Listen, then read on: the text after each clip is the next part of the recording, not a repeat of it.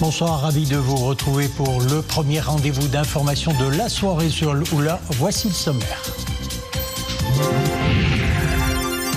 Face aux catastrophes, le royaume se dote d'un bouclier logistique national. Sa Majesté le Roi l'a dévoilé hier dans la commune de Amr. Le souverain accompagné de son Altesse Royale, le prince héritier Moulay Hassan, a lancé les travaux de construction de la plateforme de réserve de première nécessité de la région de Rabat Salé Kénitra, une concrétisation du modèle marocain de résilience et de déploiement rapide des secours en cas de catastrophe. La famille royale et le peuple marocain célèbrent aujourd'hui 8 mai dans la joie et l'allégresse le 22e anniversaire de son Altesse Royale, le prince héritier Moulay Hassan. Un heureux événement qui traduit la dimension réelle de l'attachement indéfectible du peuple marocain au glorieux trône alaouite, garant de l'unité et de la stabilité du royaume. Son Altesse Royale, la princesse Lalla Hasna, poursuit sa visite à Bakou en Azerbaïdjan. Aujourd'hui, son Altesse Royale, présidente de la Fondation pour la sauvegarde du patrimoine culturel de Rabat, a offert une cérémonie de thé en l'honneur de personnalités féminines azerbaïdjanaises du monde de la culture et des arts. Le royaume se donne les moyens de faire face de façon immédiate aux catastrophes. Hier, dans la commune Amr, préfecture de Salé, Sa Majesté le roi Mohammed VI, accompagné de son Altesse Royale, le prince héritier Moulay Hassan, a lancé les travaux de construction de la plateforme de réserve de première nécessité de la région de Rabat Salé Kénitra. Ce projet fait partie d'un programme global. Il prévoit la mise sur pied de 12 plateformes régionales pour un investissement global de l'ordre de 7 milliards de dirhams, une concrétisation du modèle marocain de résilience et de déploiement rapide des secours en cas de catastrophe. Le film de l'activité royale Imenable. La plateforme de réserve de première nécessité de la région Rabat Salé Kénitra. Une concrétisation du modèle marocain de résilience et de déploiement rapide des secours en cas de catastrophe.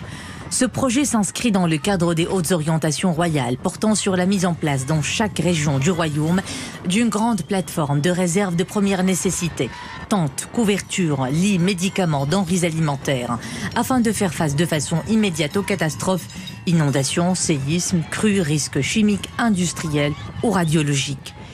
La plateforme de réserve de première nécessité de la région Rabat Salé Kénitra sera réalisée sur un terrain de 20 hectares dans un délai de 12 mois, avec un budget total estimé à plus de 287 millions de dirhams.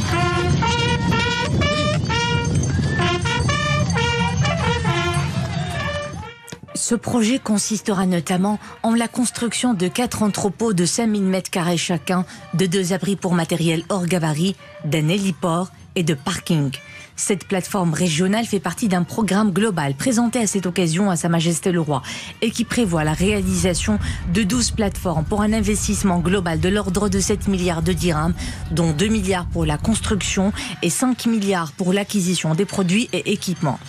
Mobilisons un foncier total estimé à 240 hectares. Ces plateformes devront abriter 36 entrepôts répartis en fonction de la densité démographique de chaque région et des risques encourus.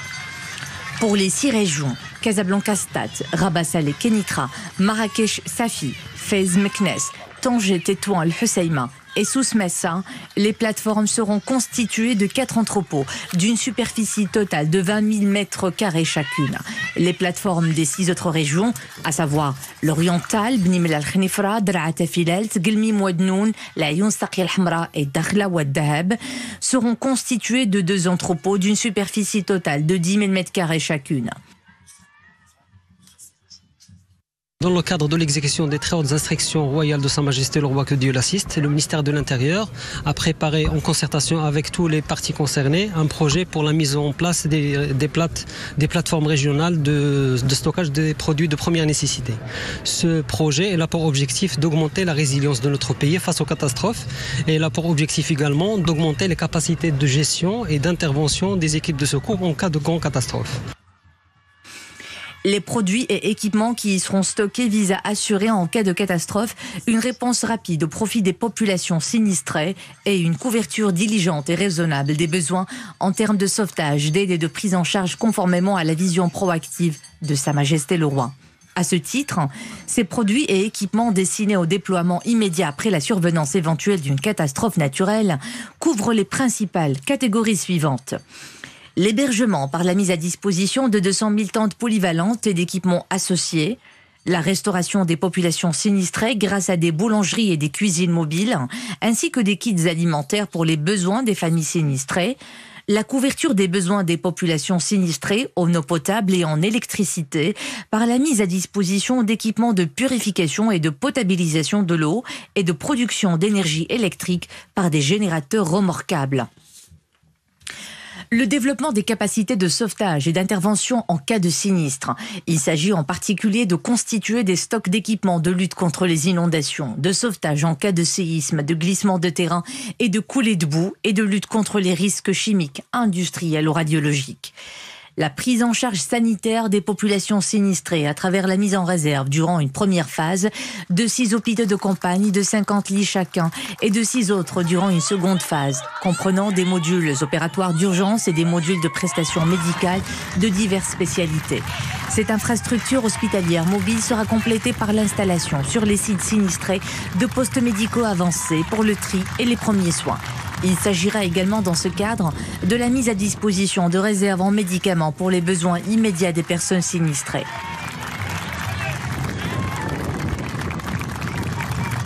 On peut répartir les cycles de gestion des catastrophes en 3 grandes parties. La première partie, c'est avant la catastrophe. La deuxième partie, c'est pendant la catastrophe. Et la troisième partie, c'est après la catastrophe.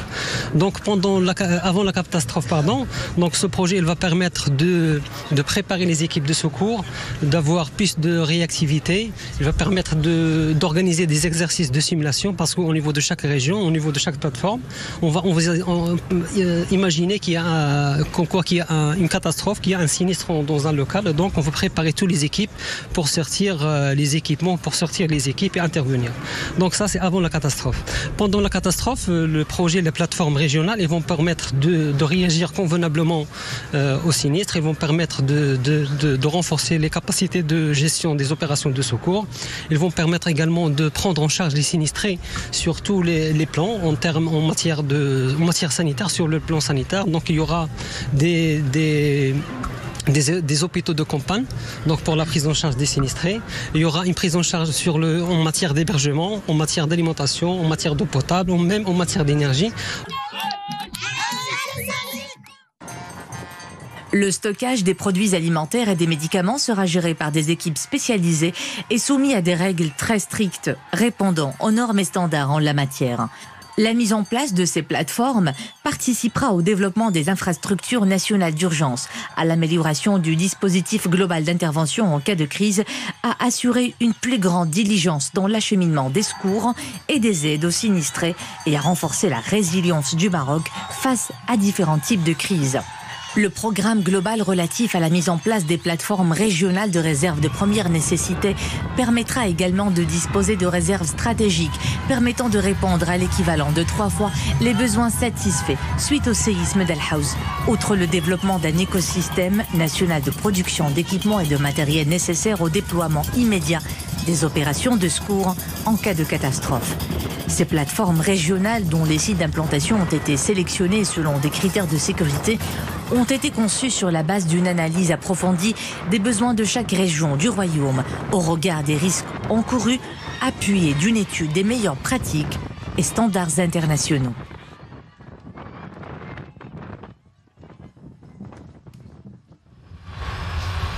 Pour analyser la portée donc de ce projet de plateforme de réserve de première nécessité lancé par Sa Majesté le Roi Mohammed VI, nous avons le plaisir d'accueillir sur ce plateau ce soir Mostafa Sahimi. Bonsoir, je rappelle que vous êtes politologue et professeur de droit.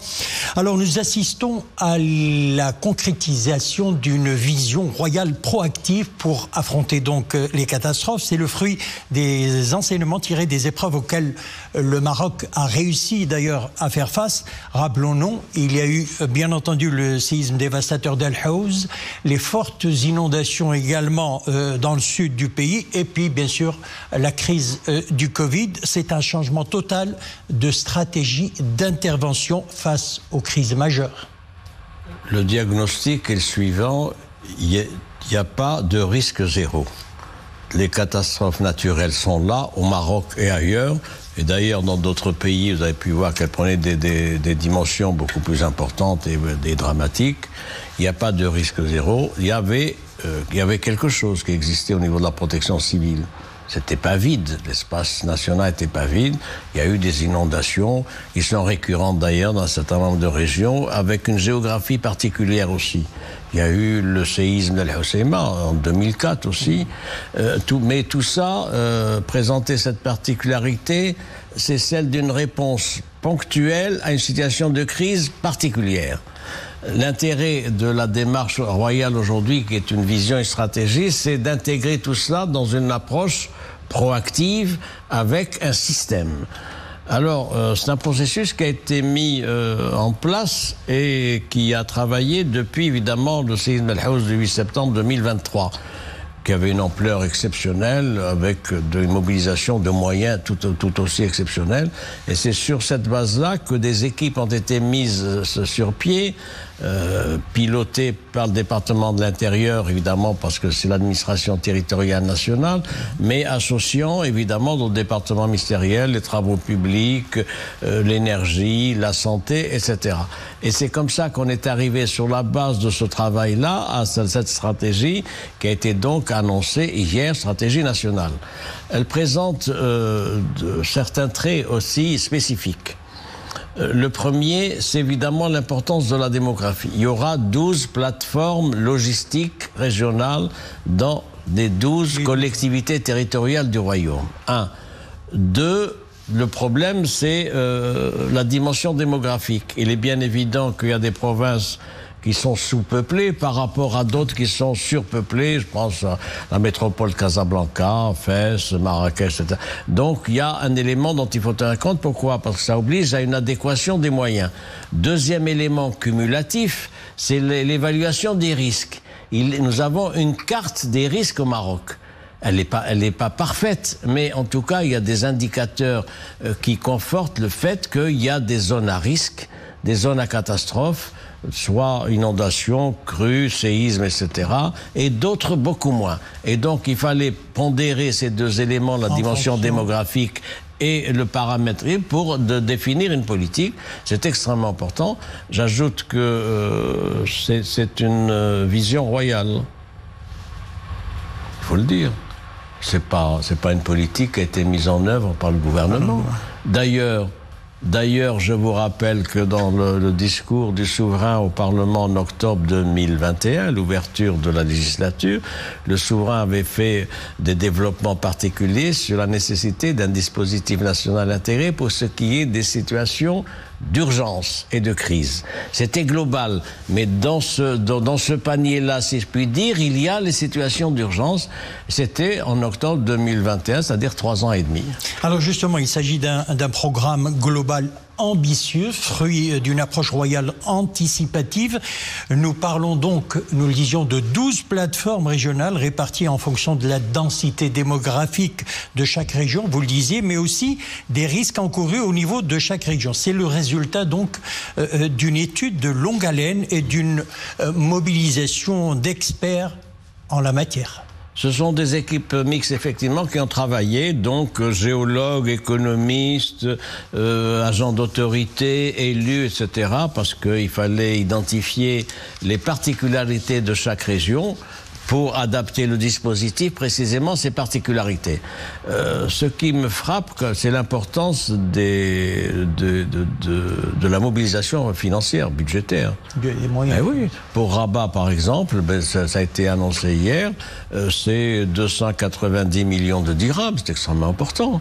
Pour l'ensemble des 12 régions, c'est 12 milliards, c'est 7 milliards de dirhams, 7 milliards de dirhams qui se répartissent sur 2 volets. 2 milliards de dirhams pour la construction, pour les 12 régions, et 5 milliards pour les équipements. Donc c'est extrêmement important. J'ajoute que pour ce qui est de cette nouvelle stratégie, qu'est-ce qu'il y a ? Elle se décline concrètement sur le terrain par quoi ? Elle se décline par 200 000 tentes, 200 000 tentes adaptées. C'est pas simplement des tentes, etc. Des équipements, l'approvisionnement en eau potable, également l'approvisionnement en énergie, électricité avec des générateurs, sans oublier des hôpitaux, j'y venais, etc. Des éléments de santé. Nous avons là un modèle qui se construit, qui est un modèle marocain. Vous avez fait référence. Justement, cette particularité de cette plateforme donc de réserve de première nécessité, c'est qu'elle reflète un modèle, et vous le disiez à l'instant, purement marocain de résilience conforme aux normes internationales. Alors le premier du genre à l'échelle du continent, le Maroc s'affirme donc de plus en plus dans la gestion des crises et des catastrophes au niveau régional. Alors, en préparant cette émission depuis hier soir, je me suis attaché un peu pour voir ce qui se faisait en termes comparatifs dans la région, dans le continent et dans le monde arabe. Évidemment, il y a des dispositifs comparables à ceux du Maroc dans les pays européens, dans d'autres, etc.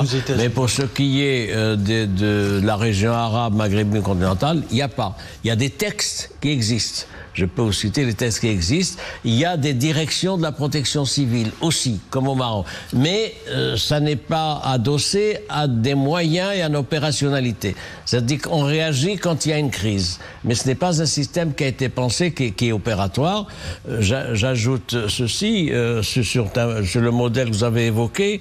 Nous avons construit là, nous allons le construire et le réaliser, en tout cas à terme, un écosystème particulier de prévention, d'assistance et de prise en charge des populations frappées par les catastrophes naturelles. C'est ça qui est important.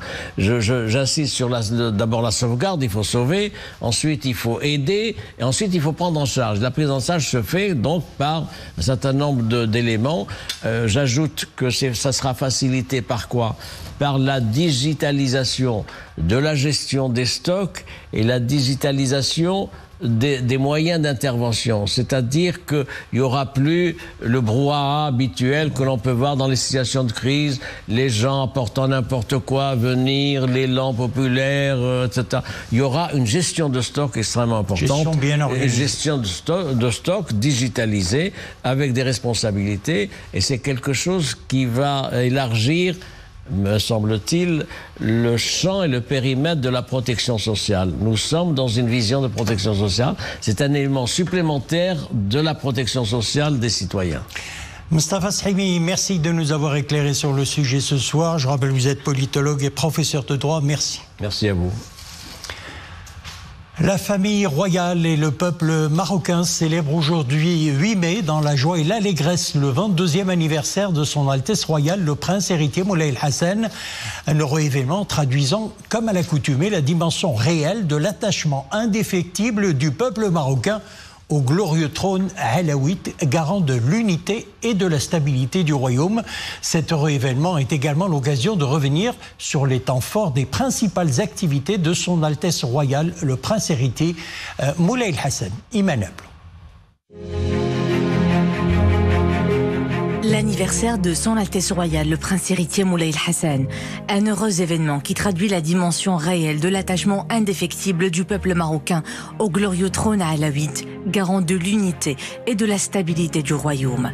Ce jeudi, la famille royale et le peuple marocain célèbrent dans la joie et l'allégresse le 22e anniversaire de son Altesse royale, le prince héritier. إلى رعايا أمير المؤمنين صاحب الجلالة الملك محمد السادس نصره الله وأيده. Cet anniversaire vient rappeler le souvenir des instants joyeux du jeudi 8 mai 2003, lorsque le ministère de la Maison Royale, du Protocole et de la Chancellerie annonça la naissance bénie au Palais Royal à Rabat d'un garçon que Sa Majesté le roi Mohammed VI a bien voulu baptiser du prénom de Moulay El Hassan, en hommage à la mémoire de son auguste grand-père, feu Sa Majesté le roi Hassan II, que Dieu ait son âme en sa sainte miséricorde. La célébration du 22e anniversaire de son Altesse Royale le Prince héritier Moulay Hassan renouvelle ainsi l'attachement immuable des Marocains au trône alawite. À travers le serment d'allégeance, les unissons à Sa Majesté le Roi Amir al-Mu'minin, défenseur de la foi et garant des intérêts suprêmes de la nation et des citoyens. Cet heureux événement est également l'occasion de revenir sur les principales activités de son Altesse Royale le Prince héritier Moulay Hassan. Ainsi, sur haute instruction royale, son Altesse Royale le Prince héritier et son Altesse Royale la Princesse El Khadija avaient procédé le 3 mars dernier au quartier Bourgreg, arrondissement Youssoufia à Rabat, au lancement de l'opération nationale Ramadan 1446, initiée par la Fondation Mohammed V pour la solidarité à l'occasion du mois sacré de Ramadan. Et sur ordre de Sa Majesté le Roi Mohammed VI, son Altesse Royale le Prince héritier Moulay Hassan avait reçu le 23 août 2024 au Palais Royal de Tétouan les enfants Maqdissi participant à la 15e édition des colonies de vacances organisées par l'agence Beit Mal al-Quds al-Sharif. Le 28 octobre dernier, son Altesse Royale le Prince héritier Moulay Hassan a été présent aux côtés de son Altesse Royale le Prince Moulay Rachid, de son Altesse Royale la Princesse El Khadija et de son Altesse Royale la Princesse El Mriem à la cérémonie d'accueil officielle présidée par Sa Majesté le Roi, du président de la République française Emmanuel Macron et de son épouse Madame Brigitte Macron qui effectuait une visite d'État dans le royaume à l'invitation du souverain. Chacune des apparitions publiques de son Altesse Royale le Prince héritier Moulay Hassan vient ainsi perpétuer une longue tradition qui a pour objectif d'initier et de familiariser le Prince héritier à l'exercice de responsabilités qu'il sera appelé à assumer au sein d'une société qui demeure attachée à ses valeurs et à son identité plurielle. Direction Bakou en Azerbaïdjan, où son Altesse Royale, la Princesse Leila Hasna, présidente de la Fondation pour la sauvegarde du patrimoine culturel de Rabat, poursuit sa visite. Son Altesse Royale a offert aujourd'hui une cérémonie de thé en l'honneur de personnalités féminines azerbaïdjanaises du monde de la culture et des arts. On prit part à cette cérémonie Mesdames Shaviga Mamadova, actrice de théâtre et de cinéma et figure emblématique de la scène artistique azerbaïdjanaise, Fidan Hadjieva, artiste du peuple de la République d'Azerbaïdjan, chanteuse d'opéra et mezzo-soprano, Amina Melikova, directrice du Musée national du tapis d'Azerbaïdjan, et Shirin Melikova, directrice du Musée national des beaux-arts d'Azerbaïdjan.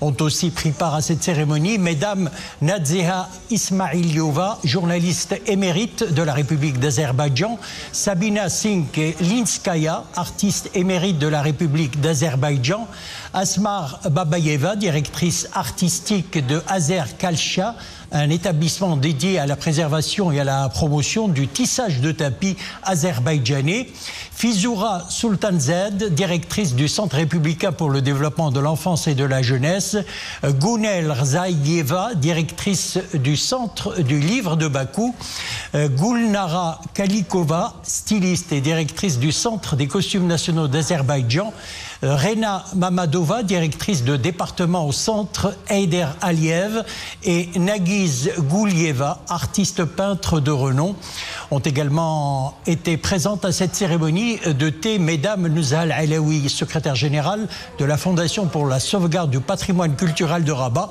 et Aïcha El-Boukhari, épouse de l'ambassadeur du Royaume du Maroc à Bakou. L'actualité internationale dominée aujourd'hui par la situation humanitaire catastrophique dans la bande de Gaza, les secours palestiniens avertissent qu'ils sont au bord de la paralysie. Israël empêchant l'acheminement de l'aide depuis plus de 2 mois. Depuis des semaines, des responsables de l'ONU et d'ONG multiplient les avertissements sur la pénurie de nourriture, de médicaments et de carburant dans l'enclave palestinienne, où l'aide humanitaire est vitale pour les presque 2,5 millions d'habitants. Il est inacceptable que l'aide humanitaire ne puisse entrer à Gaza, a dénoncé le directeur humanitaire du Comité international de la Croix-Rouge. Rien ne va plus entre l'Inde et le Pakistan. Les deux pays s'accusent mutuellement d'avoir mené des attaques de drones.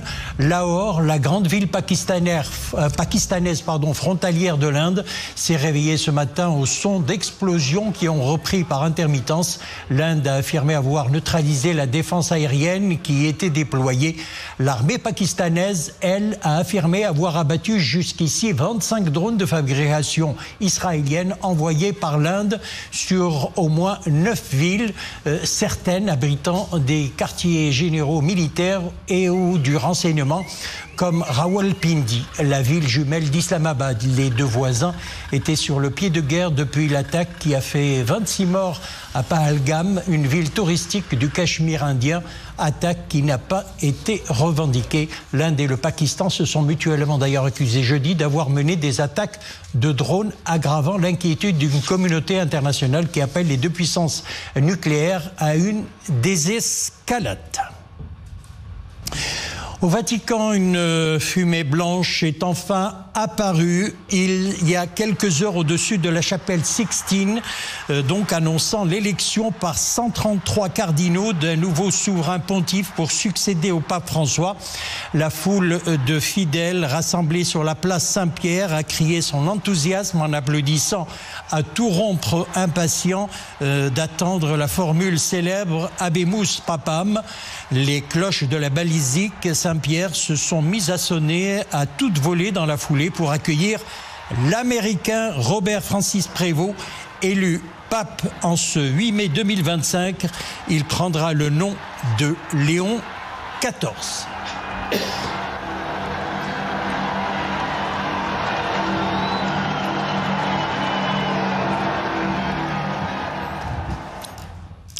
Restons à Rome pour parler d'une distinction d'un membre de la diaspora marocaine. La journaliste et écrivaine maroco-italienne Karima Mouel a remporté le prix international euro-méditerranéen de journalisme 2025. C'était lors d'une prestigieuse cérémonie.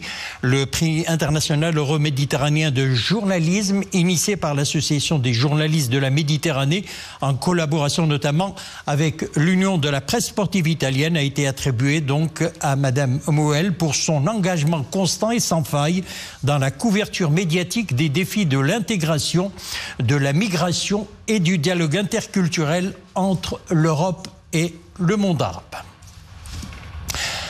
Allons à présent respirer un peu d'air de la montagne en pleine saison printanière. En cette période de vacances scolaires, Ifrane connaît une forte affluence.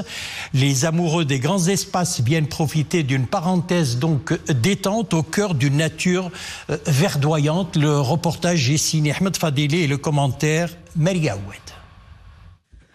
On se croirait presque au cœur d'un tableau impressionniste, au milieu de ces tapis de mimosa et de ces champs de coquelicots qui invitent à la contemplation, à la lecture et à la cueillette, car à Ifrane, le printemps tant attendu se célèbre comme une ode à la vie. Nous sommes venus en famille de Rabat pour passer quelques jours de vacances à Ifrane, au cœur de cette petite prairie remplie de fleurs et de couleurs. Ce qui m'a le plus marqué ici, c'est qu'il y a beaucoup de variétés d'arbres et une flore exceptionnelle. J'aime me promener au milieu des fleurs, cela me fait du bien. Ici, je me repose avant d'attaquer les examens de fin d'année. Et la petite Suisse est à la hauteur de sa réputation. Une cité propre, éco-responsable et accueillante, où la nature est préservée et où il fait bon se déconnecter, loin du tumulte des grandes villes. Cette année, la nature est absolument époustouflante, surtout après les récentes précipitations. Du coup, nous venons profiter de ces paysages quasi célestes et nous octroyer une parenthèse détente des plus agréables. C'est la première fois que je visite cette magnifique région et je dois avouer que je suis tombée complètement sous le charme de celle qu'on appelle la petite Suisse marocaine. Je comprends maintenant pourquoi cette appellation. Et gardez l'œil bien ouvert, car il n'est pas rare de faire quelques rencontres des plus singulières au détour d'une balade, car le singe macaque n'est jamais très loin et observe chacun de vos gestes. C'est la fin de notre édition. Merci de l'avoir suivi. Excellente soirée. L'info revient sur Oula 21h. À demain.